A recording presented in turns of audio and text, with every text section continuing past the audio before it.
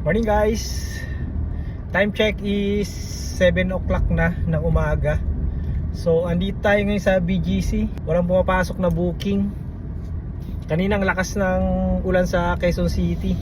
Nakakadalawang booking pa lang tayo. Nag-start tayo ng 5:30 ng umaga.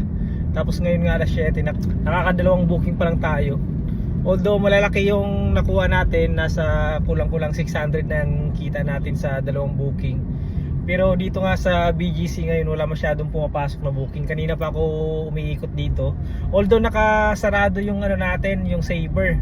Kasi pagka ganitong oras hindi na ako nagbubukas ng Saver.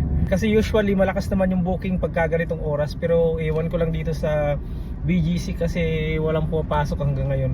Baka nagtitipid din kasi yung mga tao rito. Baka sa Saver sila nagbubuk. Papakiramdaman natin ito mamaya. Pag wala pa rin pumasok, mapipilitan talaga tayong buksan yung Saver natin. Kasi sayang naman yung ikot natin kung wala tayong makuhang pasahero. So yun lang, ingat-ingat tayong lahat.